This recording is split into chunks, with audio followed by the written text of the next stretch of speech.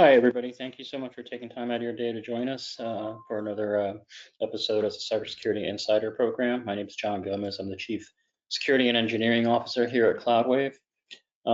So today, what we're going to do is be spending our time looking at things from a attacker's perspective. And kind of what I mean by that is really trying to understand some of the more recent exploits that we've seen and hopefully how attackers go about creating those exploits. The idea being ultimately to give you opportunity to think about how you can defend against them, things that you may need to do to update your security practices and procedures and policies in order to try to stay ahead as best as possible of how attackers are thinking and moving. So with that, let's kind of jump into it. A few things we'll look at. We're going to take a look at an SSH attack, a BIOS attack, and one other. We'll talk about some things around lateral movement and impersonation and how that all works and plays within the healthcare and critical infrastructure sectors. We're also going to talk a little bit about pen testing and how the way that we're approaching pen testing as an industry may not be the best way to continue approaching it as attacks continue to evolve, and we have a need to try to stay ahead of that. Few just quick rules of the road. Really we are focused here on trying to think about things from the attacker's perspective versus the defender. So we're not really going to talk a lot about mitigation of these attacks, although if you want me to, I'm happy to do so. We will get a bit technical, but I'll try to keep it as fun as possible and high level so that regardless of your role or how you fit into the grand scheme and ecosystem of healthcare IT, this should hopefully be something that helps you kind of continue to evolve your security posture. And then if you do have questions, please put them into the chat. Either we can take them as the questions come or wait till the end and I'll try to answer them then. And then obviously if you have things that you know or things that potentially you think would be interesting for others to hear about, again, put that into the chat and I'll try to repeat them or provide others with your feedback.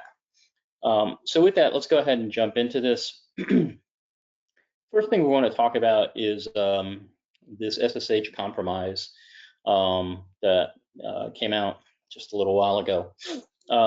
This SSH compromise is kind of interesting in terms of how it evolved and obviously what it does, but also kind of how the attackers were able to determine this. But ultimately what this did is it attacked what's known as the XZ Utils library, which is used primarily through Linux distributions to help support SSH access and manage SSH sessions. Now, what happens with this is if the attacker were to take action or were to discover that your system had this vulnerability and was not properly patched or had not been able to deploy a patch, that they could ultimately execute arbitrary code via SSH. And once that code is executed, they would have remote command and control. This obviously is a rather challenging exploit in that for most of us in the healthcare sector, SSH, especially on Linux-based systems, is usually something that's going to be found in network appliances, network routers, wireless access points, and potentially, and depending on how you, what your medical device infrastructure is, you could find Linux distributions on that. And so this does have prevalent challenges for the healthcare sector. Now, when we kind of look at this, we need to start thinking about, well, how does the attacker even figure out if you have this this vulnerability? What is it that they do that once this becomes known as a potential exploit, how do they actually go about finding you? And so really it comes down to reconning your environment. And then once that recon is performed, if you're a candidate, obviously we exploit. And then from there, we figure out how to pivot and explore. So we're going to take a kind of a just review, I think, for most people on this call, some of the tactics that we can employ on each, on at least the first two of these. And then we'll talk a little bit about, well, how even was this discovered? What are the tactics used to even discover the exploit before you become a victim or it becomes published or a known challenge? So when we recon the environment, there are basically three things that are going to happen, and there could be more, but I've tried to keep it simple and really focus on some areas. Passive reconnaissance is probably one of the key uh, tactics that an attacker is going to use, and I've talked about this in a variety of different contexts throughout the years in regards to how can we fingerprint your environment without ever touching your environment, right? And the technical term for that is passive reconnaissance. And then, obviously being a lot less passive and being more active, involving things like network scanning and then ultimate vulnerability scanning. Now, the passive recon, I think, is the first clue to an attacker that they should take, right, a more in-depth look at your environment. And so I think that if there's an area that as defenders we fall down on, it is within the area of passive reconnaissance. I think that all too often we don't heed this warning in terms of what do we have to do to protect ourselves from passive reconnaissance. And I think it's kind of interesting to me because it's the cheapest defense and the easiest defenses to implement to keep somebody from taking the next steps, right? So if we can think about it, this is kind of the first step I would do if I was attacking you. Once I figure out that you pass this, I would then start network scanning, and then I could start vulnerability scanning. But typically, I'm not, unless I'm doing some kind of bot attack or some weird shotgun approach, if I'm looking for very specific victims or targets within a sector, whether that's healthcare or transportation or oil and gas or something, I'm going to start with passive reconnaissance because it's just so easy to do. The first step, right, and so I kind of look at different avenues for doing passive reconnaissance. And the ones that we can control the most, which again, I just never find anybody really goes and does, is job postings, right? So I don't really have to go much further than a job posting to figure out what your environment has. So for example, if you post a job for someone with XYZ amount of for 3 to 5 years of experience, and they have to have this this type of experience, right? So if I say you have to have XYZ familiarity or hands-on experience with XYZ network routers or firewalls, or candidates should understand Windows 2016, or you should you should have familiarity with whatever. You're basically telling me, hey, this is what we run in our environment. I think we all kind of know this. I think the challenge is that we rarely have conversations with HR around, hey, you got to stop doing this. We have to find a different way because this is kind of the first, step that an attacker is going to take, or one of the first steps when they're doing passive reconnaissance, and it does create an exposure. As an aside, before we go on, I'll just give you another area that, since we mentioned HR, so consider this a freebie because it's not part of the actual presentation, but I'll just put this out there. One of the easiest places to target, so if you ever want to execute an attack, the easiest place to target is HR, or whoever's doing your recruiting. Because simply stated, if I attach a Word document to an email applying for a job, I go on your site, I figure out, oh, whatever job, it doesn't matter. I can apply to be a cardiologist, even if I'm not qualified. And I attach my resume to it that I made up using ChatGPT, and then embed malware in it. HR is always opening Word documents and attachments. It is a really bad practice. So again, it's an easy thing to fix. You can speak to HR and go, hey, you have to have a rule now that if you're going to receive people's resumes and attachments, they have to be done as either a PDF or maybe not accept that at all and go through some type of automated system. So I'm just putting that out there because it's an easy vector. But anyway, getting back to the job postings, it's a good opportunity to go address those and figure out what you have. They don't need to be so detailed. You don't have to have the versions of products. Maybe you need to say you have to have network experience, or candidates should have firewall experience, or Windows operating experience. But you don't have to get into, we need somebody specifically with Barracuda firewalls version XYZ, and provide that information out there. You can do that during the interview process or initial contact with the with the person. So obviously there are other vectors that are out there, depending on how I want to do this. I can scan social media to see what your employees are posting and try to become friends with them and talk to them about, you know, their environments. It's easy enough for me to pose as somebody working at a different hospital and engage somebody and say, oh yeah, we're running this, what are you guys running? Or we've had bad experiences with this, what are your experiences with it? Glassdoor is always a great place to look. A lot of times there'll be Glassdoor postings about what's wrong in an environment. You know, can't wait for these guys to get hacked. They don't update their firewalls, or they don't update their wireless access points, or what have you. And another one that we've been seeing more recently is sales calls, where the attacker actually poses as a representative of a company and calls somebody and tries to establish a phone call. And then during that call, they talk about the environment, and basically there's just a discussion about, oh, so how are you guys doing, or what are you doing around zero trust networking? We'd love to talk to you more about our offering. We don't use zero trust. We're a very flat network, blah, blah, blah, blah, blah. And actually you don't realize that you're talking to an attacker. So the passive recon stuff, and the reason I'm spending so much time in on it, because for an attacker, there's a high value return. And when we think about, you know, from the attacker's perspective, what are the tactics that, you know, they're employing? This is a big one, and it really helps kind of charter the next steps in their mission.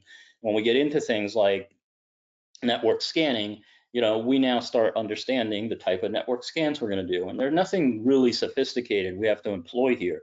You know, we can use Nmap with custom scripts and really focus on different parts of your environment that may yield the fruit of the vulnerability we're looking for. And then ultimately, we can obviously specifically look for a vulnerability. And again, we can do vulnerability scanning with Nmap and custom scripts. The idea here is ultimately in this situation for this CVE, we'd be looking for specific environments that are running Linux distributions which have that compromise. And that's not that hard to do. We can figure out OS banners off of Nmap scans and things of that similar nature. Now, the important part to keep in mind here is, you know, if the question comes up, well, what can we do beyond the passive scanning and cleaning up our postings and possibly being a little more diligent about who's trying to interact with us or call us? You know, if it's external facing, it's going to be very hard for you to do much of anything, because external facing environments are going to get probed and are going to get scanned, and it's very hard. I mean, the one thing I would tell you is, depending on what is external facing, is having a web application firewall is a good defense. Trying to put things into obviously into a DMZ, and having honeypots in a DMZ is another good option. But ultimately, it's making sure that those systems that are external facing are 100% patched, right? If you're going to, and if you have a vulnerability, if you know you have external facing systems that, for in this case, have this SSH compromise, you have to potentially think about how you can shut that down. And hopefully it's not something that is absolutely critical for you to have exposed, but being proactive along those lines and treating kind of your perimeter as that last line of defense is obviously very critical. Now, in these situations, if the attacker has breached that perimeter, whether it's through direct access or a firewall compromise, and I did a whole presentation on firewall compromises, I think about a year ago. So if you haven't seen that and you're interested on how do we get past a firewall, I would suggest looking back at that presentation. But if they've actually gotten past the perimeter, then it obviously is much, much more difficult to figure out how you're going to get to this attacker. And again, they're going to be looking for that compromise. On the exploitation side, you know, I'm just giving you examples of kind of finding, once we know we have a system that's potentially vulnerable, what do we do, right? So this is kind of the network scanning piece. And then it's quite simple. We're basically looking at the target system and trying to determine if it has a certain version of the XZ libraries that this compromise would work against. If we do that, we basically are going to pass it a malicious file, right? We're going to do an upload, and that once we have that on there, we're going to go ahead and execute that. And in this case, we're doing something rather simple. We're just going to add a user. right? And unfortunately for you, that user would have admin privileges, and at that point, we've now established presence on that device, and we can pivot from there and escalate from that point. So not once we've identified the system, it's quite simple and quite easy to kind of figure out how do we gain that foothold and then utilize that foothold for continuing our mission and our operations. So what is the process then that we kind of employ from the attacker's perspective to even figure out that that compromise exists, that there's actually something of value, right? Because it's not something that you just stumble on. There has to be purposeful research that we have to conduct in order to figure out that, hey, guess what? This library that's been around for a while is vulnerable to a certain attack and a certain approach that then allows us to gain remote code execution access. So first thing is initial research. And obviously the easiest thing to do here is one of two things. We can go after open source and actually examine the code itself, which is a really easy, powerful way to do it. The second way that I think most people discount is anything you buy, anything you own that you can purchase can be purchased by attackers, right? So if I really want to compromise your network switches or your wireless access points or your EHR or some other thing, ultimately the easiest thing for me to do is purchase a copy of it, right? Or find somebody willing to give me access to something. And think about the fact that it's a pretty big world. So even if you or your colleagues wouldn't give somebody access to things, there are other people in other parts of the world that would be open to giving access for XYZ dollars. But the first step is to gain that initial access and then figure out what we can do. Now, I can tell you that when I've done application security evaluations or application security reviews and audits for commercial products, one of the things I'm often astounded by is when I review the user documentation and administrator documentation and installation instructions for commercial products, there's often a lot of stuff in there regarding the underlying architecture, how it's put together, what modules are being used, and more importantly, there's also default user ID password information that all too often doesn't get removed. So part of that initial research is to look at all the documentation that's made available to people. And you can find most documentation by just doing quick Google searches. It's not, you don't have to buy the product or even go look at GitHub or anything. So that's kind of the first thing. And once you have access to that product, the next step we're going to do is obviously the source code review. And the source code review is going to use different types of tools. Again, you can buy tools to do static analysis and fuzzy testing and dynamic analysis and things of that nature, but there's also a variety of open source tools that allow us to do that.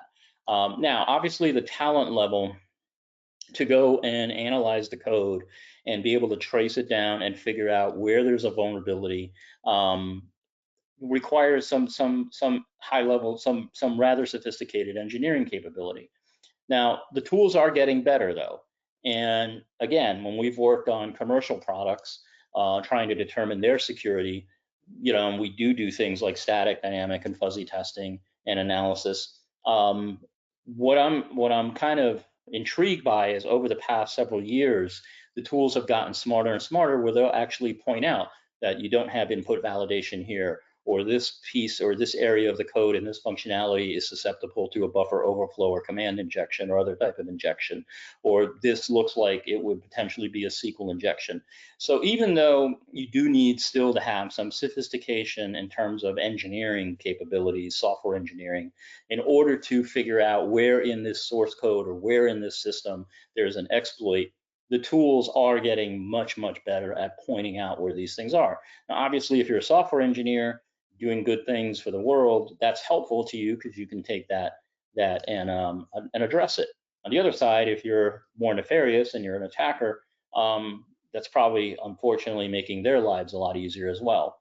Now, I think this is also an important area to consider how AI is being employed. All of the major tool vendors and all of the open source tool providers, when it comes to tools like static analysis, dynamic analysis, fuzzy testing, and some of the other tools that are out there, like process managers and process identification trace tools and things like that, are starting to employ AI. And so the question starts to become, at what point do you really need no background in software engineering to identify potential exploits like this SSH exploit within a system? And I think that day is coming rather quickly. And the challenge and the unfortunate part of that is that it allows exploits to be discovered much, much faster than we've seen in the past. I mean, one of the good things, or one of the things we've had going for us as defenders, is that you did need a level of high sophistication in order to discover these exploits and come up with a 0 day. But that's changing. And once we understand that, hey, this system has a vulnerability, let's just say there's a SQL injection vulnerability within the system, or SQL injection. So the next step that you have to do as an attacker when we're thinking through this is, can I actually exploit that? Because just because the system has a SQL injection attack vulnerability does not mean that I can necessarily get to it remotely, right? It may be something that is well within the confines of the security system that's in place for that particular piece of software or hardware. So it becomes much more challenging for me as the attacker to figure out, how do I actually exploit that? So I think it's important that as we think about vulnerabilities and we're thinking about how the attacker works, there's a vast difference between, is something vulnerable or how exploitable it is. For some of you, you know that I do work with the FDA, and every once in a while the FDA will call about a potential security issue with a medical device in the US. And one of the things I'll look at when they call is, okay, what is the vulnerability? What have the researchers found, quote unquote researchers, within whatever it may be, right? And then the second step is, well, what's the exploitability of that vulnerability? And then we can even take it one step further, where we need to think about, the probability, right, of that occurring. So, for example, if we had a Bluetooth or NFC, let's use NFC. If we had an NFC vulnerability, it could be very exploitable, right? But what is the probability? Well, somebody has to get within a certain range.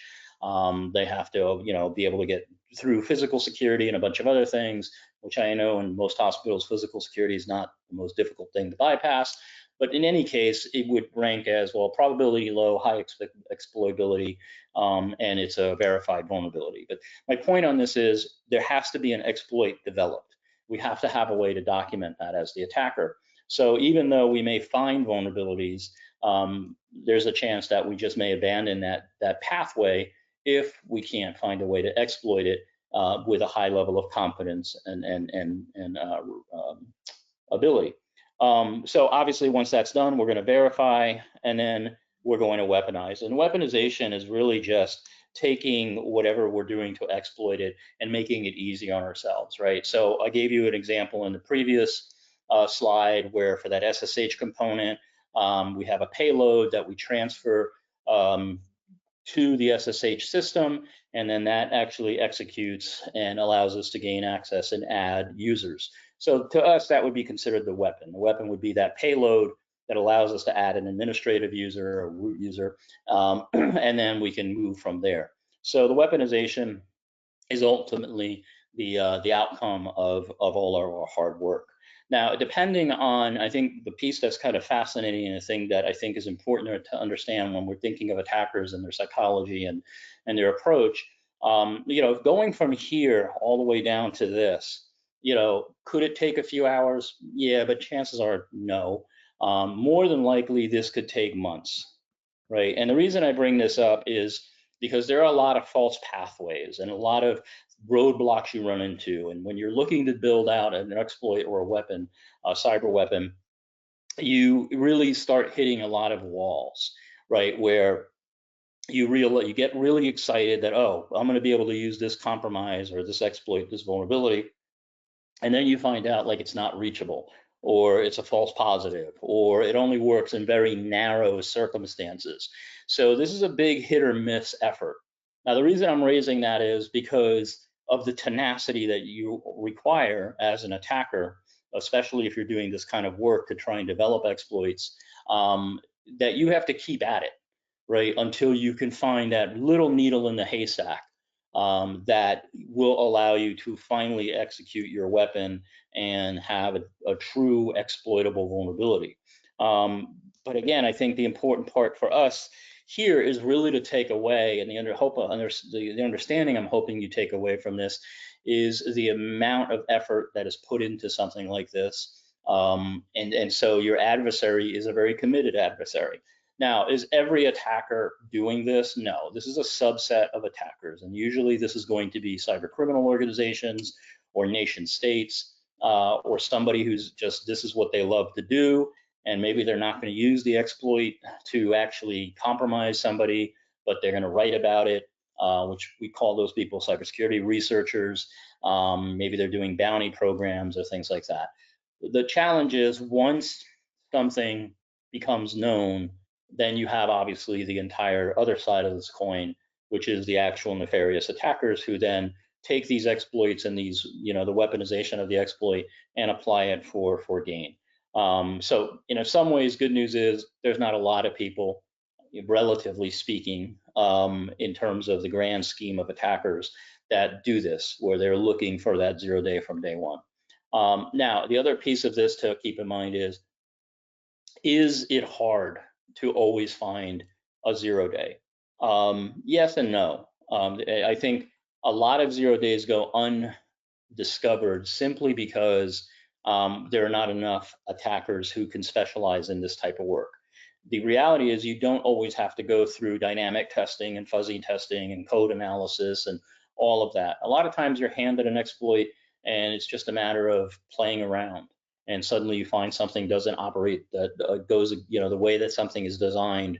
If you change a little bit of input, you find a different behavior. Sometimes an error message is all you need. You find out, every time I enter this user ID and password, if I enter the right email address or username, I get a different message than when I enter the wrong one. So now I know this is a valid user account.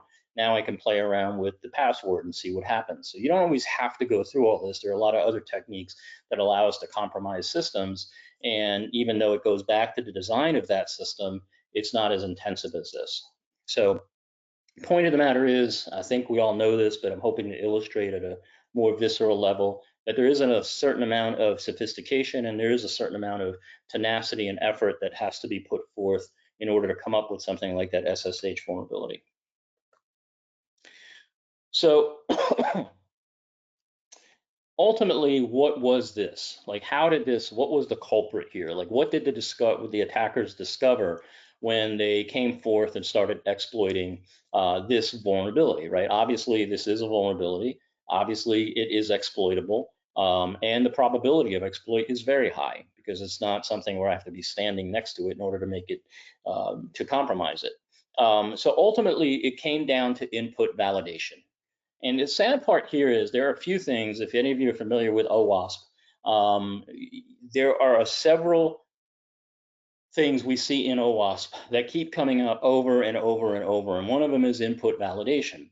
And I would say input validation accounts for a very, very large amount of the vulnerabilities that we see across the course of a year, and I would say over the course of the last 10 years.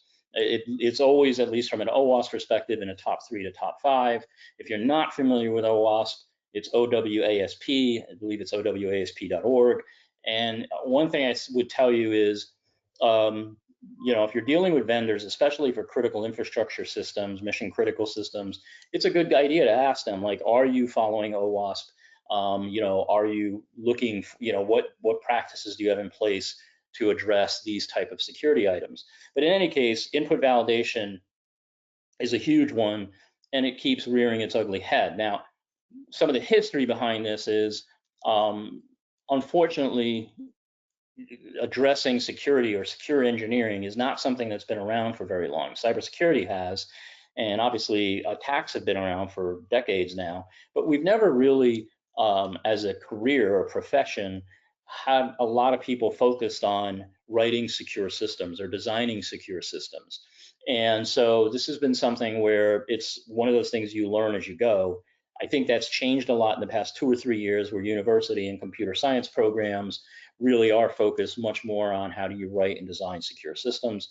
But it's also kind of hit or miss. I've talked to recent graduates, and none of their curriculum involved true secure systems. They have a survey of cybersecurity. They become aware of things like, how ransomware works, and, things on really more the defender perspective than actually designing secure systems as software engineers or developers. So basically what we have here is some code, and it's pretty well written up until about here. What happens is this is basically some code that allows us to open a file, and once the file's open, we iterate through that. Now, the problem of this is that we don't have any input validation, right? When we're handed that file, we're not really looking at what is this file? Is this the file that I was expecting? Are the contents of the file the exact contents I'm expecting?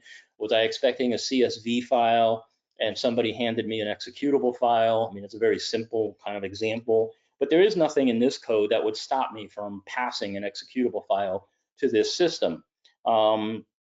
So the big piece here is this is a really simplistic example, but ultimately it is basically what we see a lot of attackers discover and then exploit.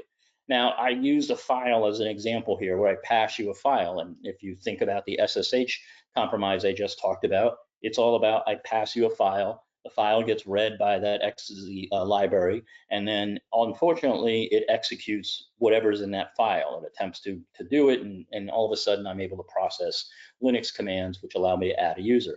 Now, the thing is, you could do this anywhere you have the ability to input data into a system, right? You can have a failure of input validation. So whether that's me interacting with an API, whether it's me interacting with some type of data entry screen, it's uploading a file, however, doing an attachment, anywhere I can pass data to any application system or API is an opportunity for data input validation to be done wrong, including the user ID and password, right? I mean, that's a very simple place where a lot of people have access to that because they have to log in, even if, especially with external facing systems, and input validation could be a big issue. Now, the funny part of it is, I guess if anything's funny, is that it's a simple thing to deal with from a software engineering perspective.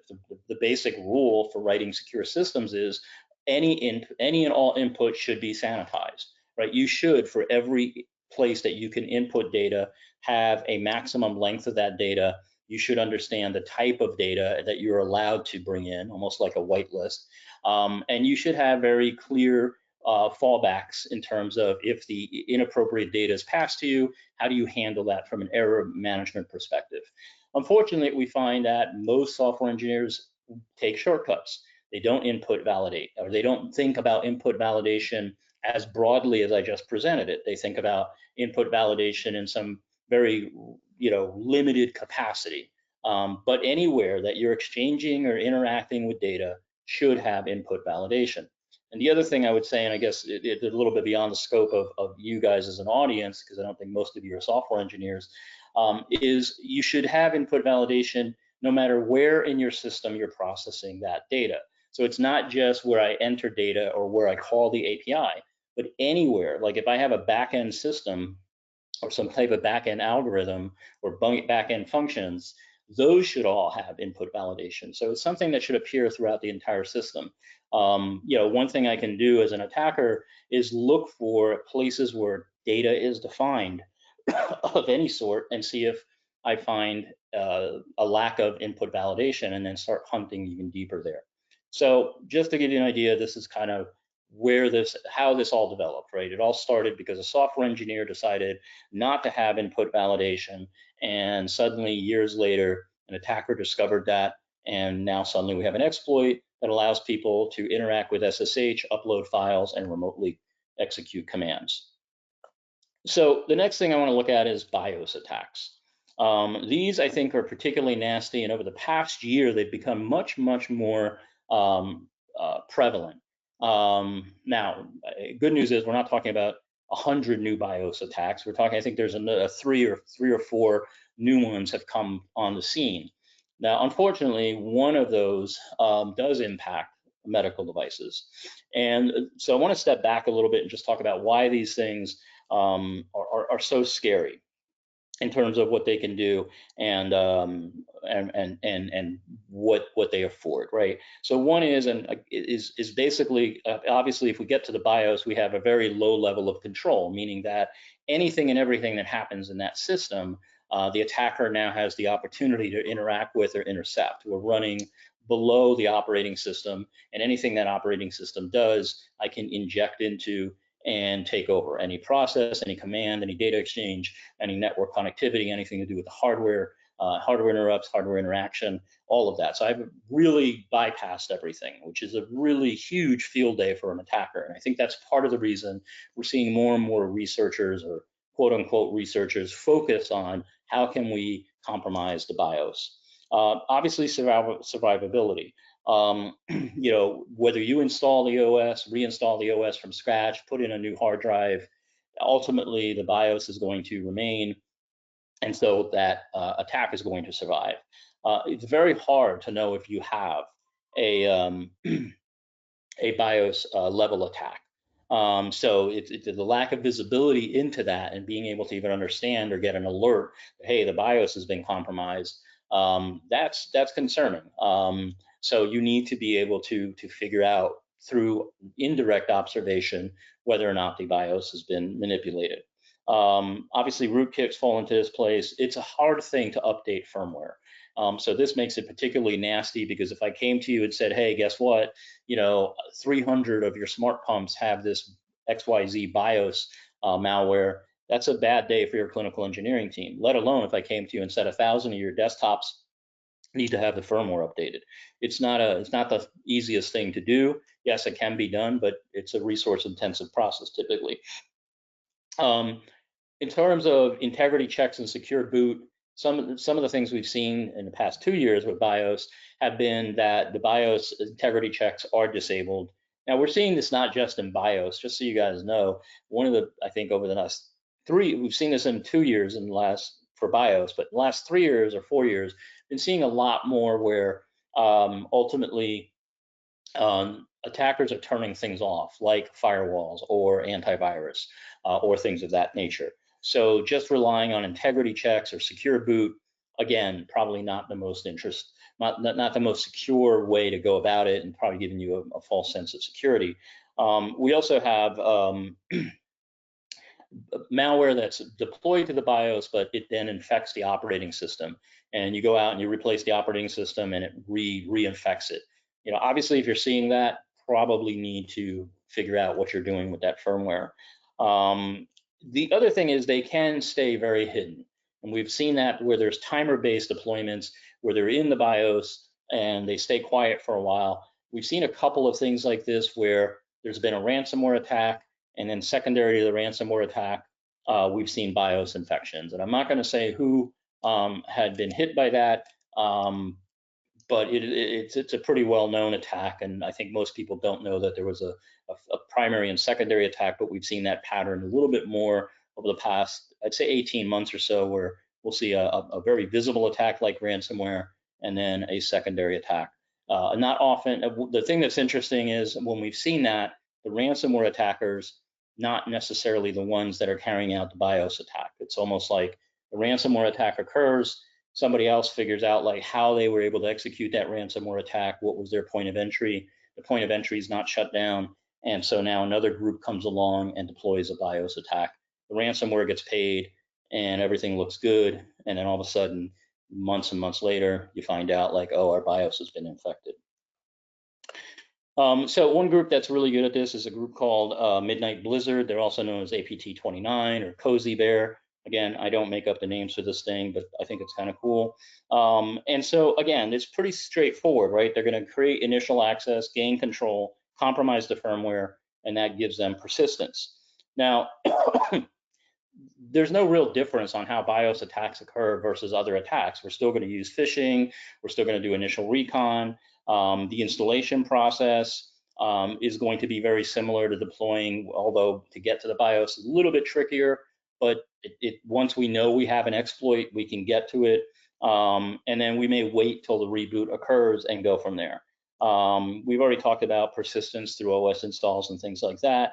And the capabilities are very vast. I've mentioned some of them. This is a little bit more in depth, but yes, we can log every keystroke. We can look at every mouse movement, mouse click. We can, you're below the operating system. So as people enter user ID and passwords, we're going to grab that. Obviously, anything going across the wire, we're able to grab.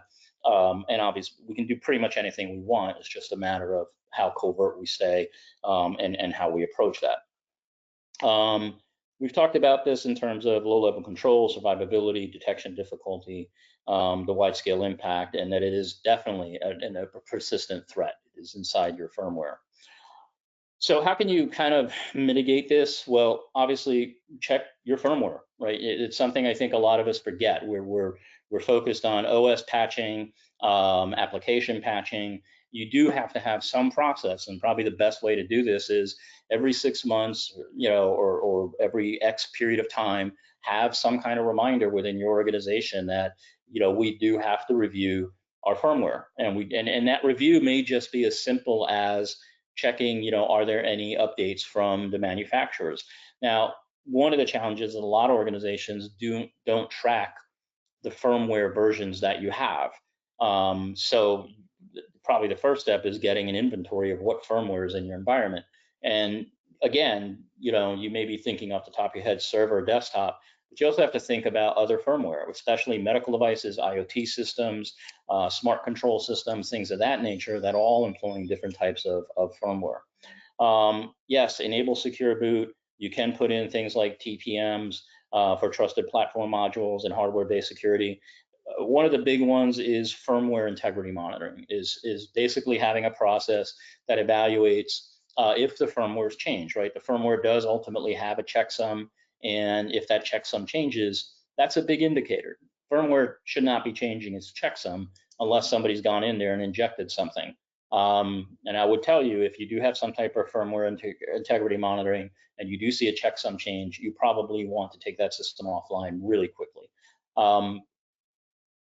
The other challenge with that, though, just to give equal space to both sides of this battle, is that if I was writing some type of firmware attack, I would first, before I deployed, check to see if you have firmware integrity monitoring, and if you do, then probably one of the first things I'm going to do is, upon deploying that firmware, is cause a network interruption, turn off that firmware integrity monitoring, reestablish the network connection. To the end user, it's going to look like a network blip, even if they call the help desk or they go, oh, I lost connectivity, but I'm fine now.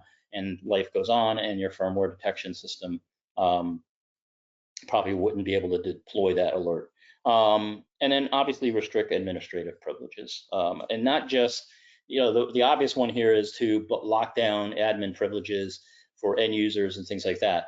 The biggest violator of this is service principals or service accounts that have admin. That once you have admin regardless of the account. So if I can get to any admin account, whether it's end user or service account, I've got admin. This one, again, very similar. This one, I'm going to jump into the tech side of this. This is a attack that was carried out with Oracle and their WebLogic server. Again, I'm not looking to, and it's a little bit older, but it's still very prevalent. It's very, in terms of the technique. And really and that's what I really want to focus on here is the technique. How did the attackers pull this off? What did they do? What does this do? And really, I think the idea to think about behind this is we do a lot in healthcare around data exchange, right? So we're talking to HINs, we have HL7, we've got XML messages, we've got all these things flowing across our network where we're doing data exchange and data interchange. And so I think this vulnerability, the reason I chose it, is it really helps illustrate some of the risk with that. And so ultimately what happened here is attackers could carry out HTTP requests when they were able to discover what the underlying system was. They knew it was vulnerable to an XML attack. And so we're just going to kind of look at that in terms of what happened. So as I mentioned, first step in this attack is making a malicious HTTP request. And this kind of set up the underlying environment to allow the attacker to bypass security. And then you would upload or send it an XML file. And then that would then give you command execution capabilities. And I think this is particularly interesting for a couple reasons.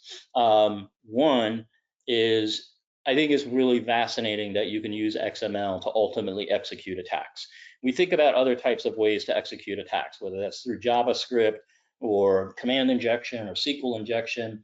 But I think it's kind of cool that you can actually embed commands inside of XML and that they would execute. Now, XML, again, the thing that makes this even a little bit cooler is XML is not designed to do that. It's not supposed to do that.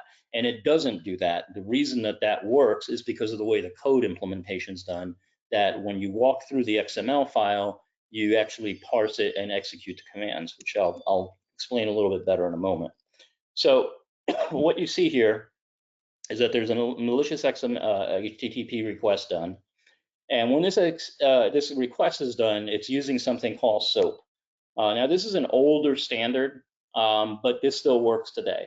And the second reason I'm fascinated with this attack is because SOAP is something that myself and a gentleman by the name of Don Box invented and designed when we were at Microsoft. And it's a way to move data back and forth through REST APIs and through data interchange.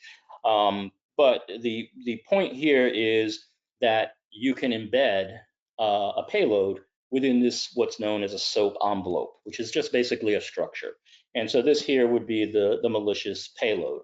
Now, once you pass this through a malformed HTTP request to the backend system, you have the ability to do processing. The system just knows how to process data.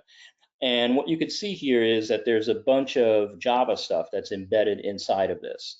And once that starts to get executed, you now have control of that system. And typically what you're going to do in this type of attack is not try to just keep running commands, but you're going to try to do some type of reverse command and control, right? I'm going to do something inside of this payload that allows the system to call me back. I'm going to hand it some form of IP address or a host name and say, hey, once you execute this payload, just establish a reverse tunnel back to me. And then I'm going to try to execute possibly some PowerShell on that machine. Now, there are a few things to know here.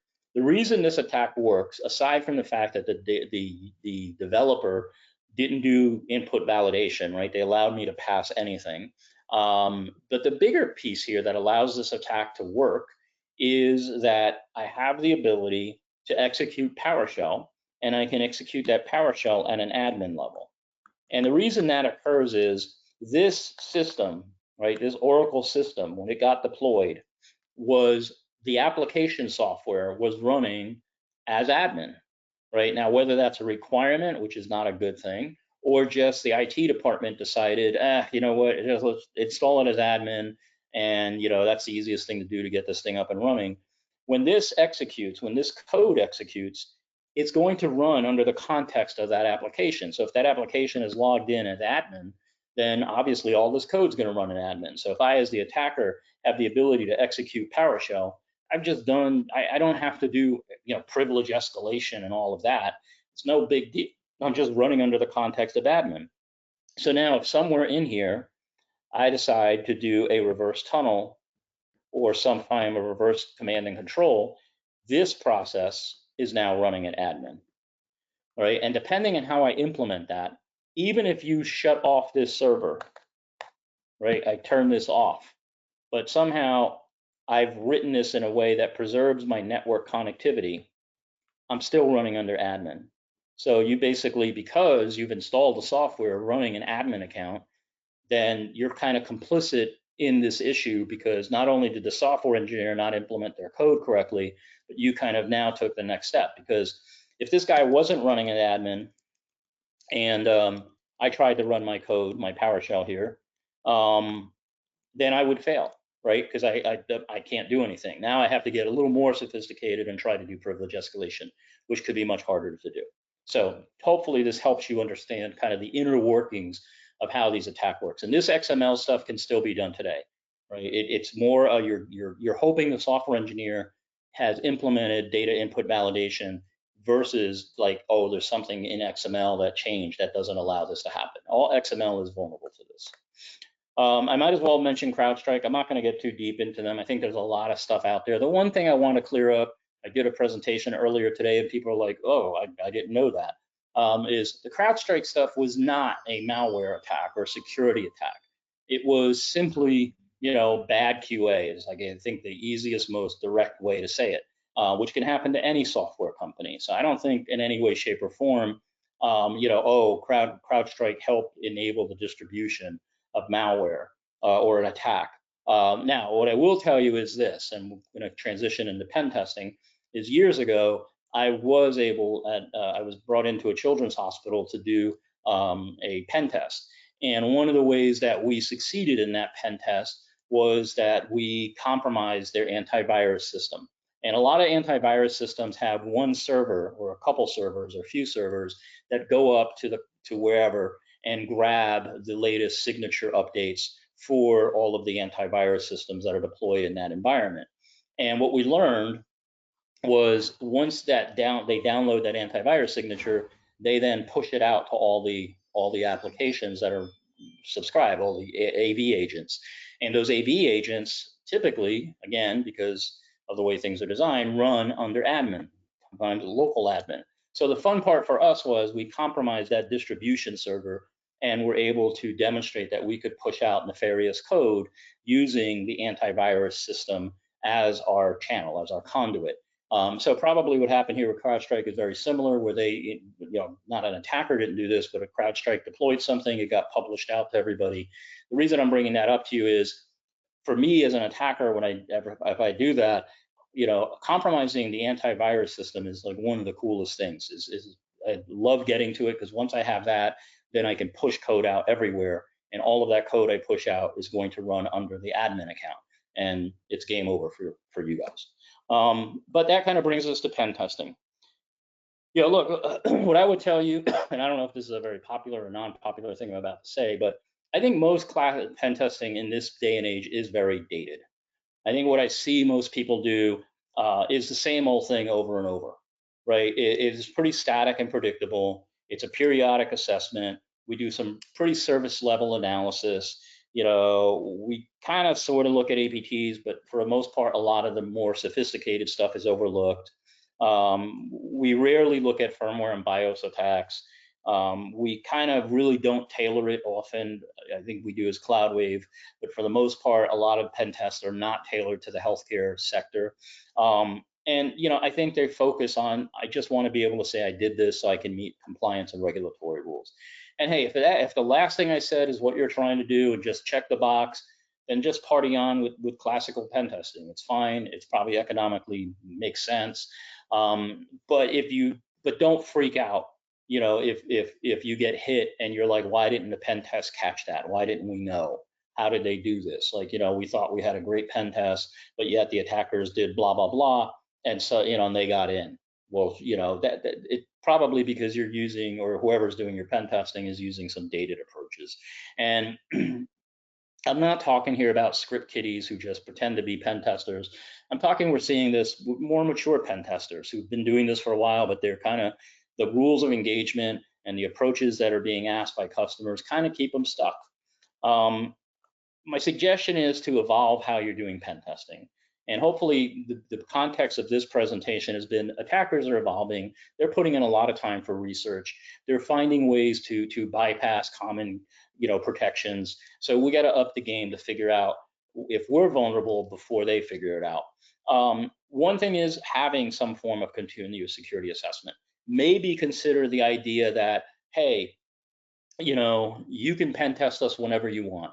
We're going to sign up for 3 pen tests, 4 pen tests out of the year, and we're not going to know when you're going to do it, right? We're just going to let you go and do your pen test, right? Because most pen testers are scheduled, and you know when it's going to happen, and there's a lot of rules of engagement. So consider some form of more of a JCO approach, where JCO comes in and audits your hospital, and everybody has to scannable. Maybe do that with pen testing. Say, hey, you can do that 3 times a year, 2 times a year, even 1 time a year. And you can give us a 24-hour notice that you're going to do a pen test, and we have to be able to then get prepared and get ready for the pen test. So that's one option. Advanced threat simulation are things like red team exercises, attack surface management. I won't go too deep into those. Red team exercises, I will tell you before you execute one of those, make sure you're really ready for it. They sound really cool, but if you're not prepared to do it, it's a waste of money, frankly. So but your goal should be to get to a point where you can do a red team exercise, a real one, and actually get through that and learn from it. To do one just to do one because it's cool and you're not ready for it, like I said, is a waste of money, and it's just really overwhelming and doesn't really work out well for anybody. Attack surface management is really trying to minimize the external facing attack surface. So one big exercise you can do is have somebody audit your external environment and try to figure out, doing a /24 sweep of your entire external environment, figuring out what is actually out there, what's being published. And there's a bunch of other techniques that not just /24 and see what IPs I discover. What are you broadcasting? What are you sending out across the net? What kind of devices inside of the perimeter are actually broadcasting to the outside world? You'd be surprised like how much stuff comes up that is actually accessible outside of your environment just simply because of the way it's designed, like IoT stuff. I can tell you there's been a lot of times we do physical audits and we find routers and inside of the medical device, the cath labs, because the medical device vendor deployed their own infrastructure and nobody knew it was there. Or here's a good one, we have patient simulation labs, and we often find that a lot of laptops are brought in to manage the simulations. And we found one at one hospital which belonged to the American Heart Association. They had network access and it was completely accessible from the outside, and you could pivot once you got in there. So think about things like that. Another one is attack dissection. Instead of doing a pen test, walk through doing an attack dissection where you're sitting at a table. It's not really a tabletop. It's really trying to dissect how would an attacker get into your environment and talking through that with the IT team. Obviously, firmware updates and hardware security are really important. Thinking about how could somebody get to the firmware? Could they get to hardware environments? And what would that mean? I'll talk more about comprehensive or internal external testing in a moment. But actually, let's combine these two: risk approach and comprehensive internal external. One of the challenges with evolving your pen testing that often comes up is obviously it's much more intensive, right? We're going to do a much deeper dive, a much more real world approach to pen testing. And the challenge with that is one, economics, and two, time, right? Obviously, as you increase the sophistication of pen testing and the realism and you modernize it, there's probably going to be more expense. The second thing is time. You can't carry out a true evolved pen test across every asset, right? Like if you have somebody come into a network and just see what they can get to, I would consider that a classical pen test. And I'm not telling you not to do that, but you may want to consider maybe every other year or every other pen test cycle, depending on how you're doing them, think about how you evolve it. And what I would tell you is pick these 6 systems, or you can make whatever list you want, pick 3, and just focus on them. Do a pen test where somebody comes in and you're basically going to say to them, just go after my domain controller. I want you to spend the entire pen testing time that we have allotted, a week, 2 weeks, whatever you're doing, a day, depends on what you're doing, and just try to take out our domain controller and Active Directory environment. Go out and figure out what we have to do to harden that thing. And the reason I picked that one first is because if somebody does get to that, we probably all know that that's going to be probably a game over scenario. Do the same thing with your EHR.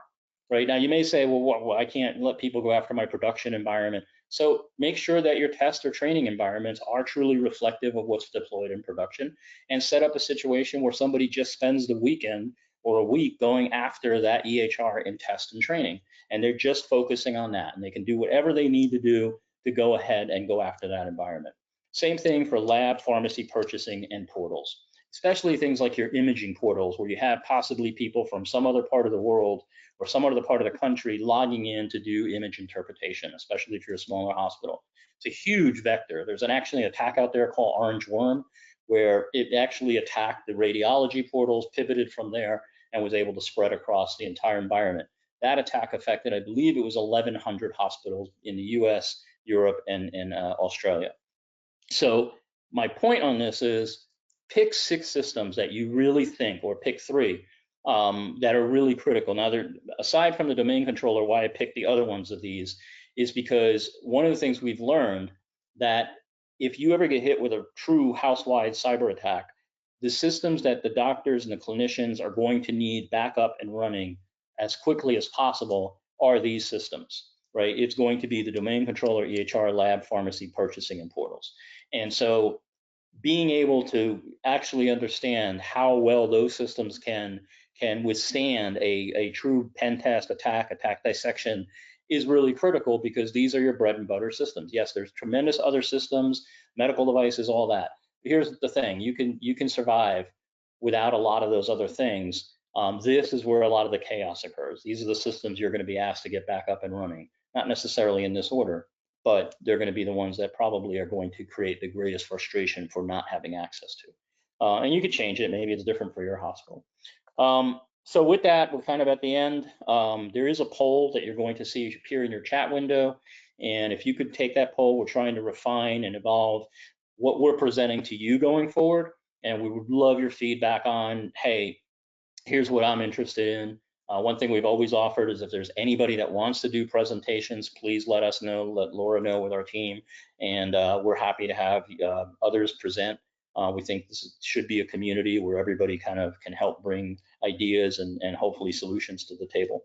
So with that, thank you so much for taking time. I don't know if there are any questions or not, Laura. If so, I'll take them. But hopefully this was helpful and a little bit different than maybe what we've been doing in the past, and gives you a different perspective. So any questions, Laura? Or? We don't have any questions at this time. Regarding the poll, if there are other topics that you're interested in, if you want to go ahead and put those in the question pane, we'll take a look at those. Feel free to give us any input for what you want to see in the future. I'll leave the poll open for just another few moments while we're wrapping up. But please let us know if you have any questions or any additional topics you'd like to see covered. Great. So I don't have anything else. So with that, truly appreciate you guys joining. And as Laura said, we'll give you guys a little bit of time if you want to go through that poll, fill it out. It would be very, very helpful, especially if there's something that you have an idea for that's not on there. But with that, again, hopefully this was helpful and valuable. Thank you so much.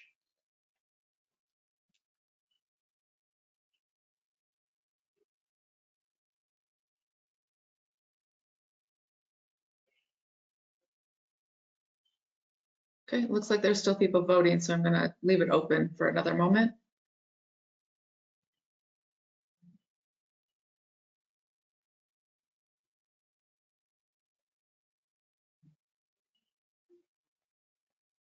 All right, I'm going to go ahead and close the poll. Thank you, everyone.